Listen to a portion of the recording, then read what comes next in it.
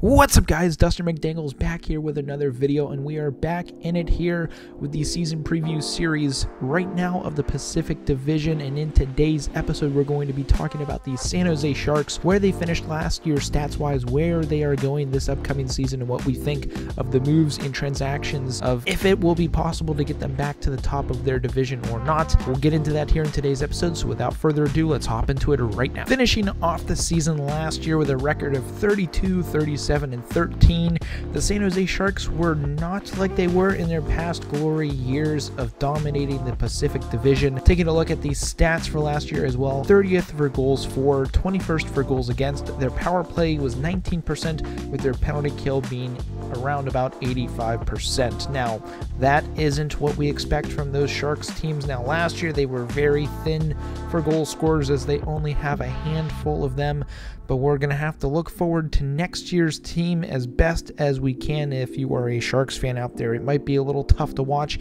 as of right now when it comes to making any additional moves. They do not have cap space.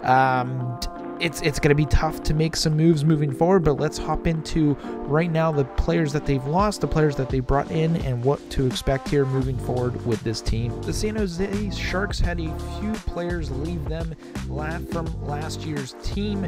Brent Burns being the most notable player leaving for the Carolina Hurricanes. Nicholas Meloche is also gone, as well as Jonathan Tahune. I believe that is how you pronounce his name, but again, the biggest piece they're leaving is Brent Burns from back end. They do shed some of his contract, but not as much as they would like. New faces coming in: Marcus Nutavara and Luke Kunin, as well as Nico Stern, Oscar Lindbaum, William Eklund, and Thomas Bordolio. Again, pronunciation of the names, I do apologize, but those are a few of their new faces. Again, they've brought in more than they have lost.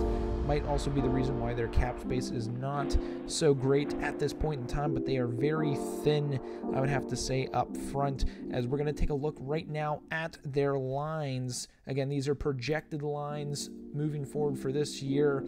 Again, they're pretty solid down the middle. Hurdle, Couture, Bonino, Nico Stern slated for that fourth line. Between the pipes, they do have Kakinen and Reimer. Again, not the best of duos in the league, but it could be worse. On the back end, they do have Ferraro, Carlson, Simic, Vlasic, Nutavara, and Benning on the back end. I do expect Ferraro to have a big year, as he looked very good last year. Carlson needs to bounce back and have a year, or they need to look to move on from his contract, as it is $11.5 million a year, which takes up a hefty toll on that back end, as well as a hit in their cap room. Last year, taking a look at their stats, top goal scorers, again, Timo Meier with the most goals, 35 for him. Tomas Hertl had 34 assists. Brent Burns with 44 assists, and Timo Meier with 41. So they lose Brent Burns, which is a huge contributing factor to their assists on the back end. But with new GM and head coach Mike Greer as GM and David Quinn as the head coach, they're going to be looking to create a new dynamic vibe for the San Jose Sharks, and I think they might be able to get it done. There might be a few years of growing pains for them, but it could be worse. It's tough to say it could be worse. You could always look at the Arizona Coyotes, for example, for that. Now, taking a look here, we're taking a look at the salary cap, as well as expiring contracts for next year. Timo Meier, obviously, on a restricted contract expiring next season. Nick Bonino will be up. A few other lower players, depth players.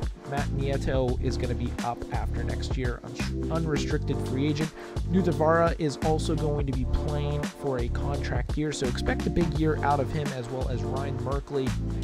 He's got a restricted free agent year coming up. Kakinen, I mean, all of their goaltenders, Aiden Hill, James Reimer, Kakinen, Capo Kakinen, they're all on, actually not Kakinen, sorry about that. James Reimer and Aiden Hill will be battling it out for that backup position, as they are playing for a contract year. Whether they are going to be staying with the Sharks or not is a completely different story, but I expect Aiden Hill to push for that backup position, also being 26 years of age, a little bit better value than James Reimer. But the team itself, it could be tough this upcoming year, as they just don't have the depth. Obviously, you've got your core players, Tomas Hertl, Logan Couture, an aging Couture. He has 33 years of age. Timo Meier, Luke Kunin, Oscar Lindblom. I mean, you got some young players, I guess, more so on the back end with Ferraro and Merkley.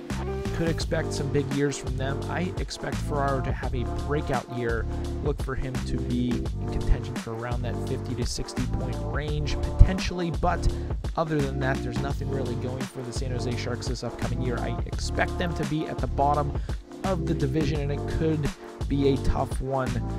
Potential battle for a top pick. Could Connor Bedard be in their future, or a few other top picks in this upcoming year's draft? That could be the case. They could be a bottom 5 team in the league this year, but there are some bright spots. Obviously, Timo Meier, Tomas Hertl, could expect them to have a couple big games, potentially up around that 30 to 35 goal mark again this upcoming season. David Quinn finally getting off of the bench in the aspect of coaches, back into the NHL coaching ranks, having coached the New York Rangers, and before that was in the college game coaching Boston University, so that could be interesting to see him back in the league with Mike Grier as their new GM. So there could be massive moves near the deadline. We won't know until we get there, but again, let me know what you guys think down below of the San Jose Sharks. I want to hear from the Sharks fans out there. What do you expect from this upcoming season? What do you expect from the coaching staff, the players? Who's going to have a breakout year? Is it going to be a massive year for Ferraro? Is Karlsson going to have a bounce back year and play up to his contract?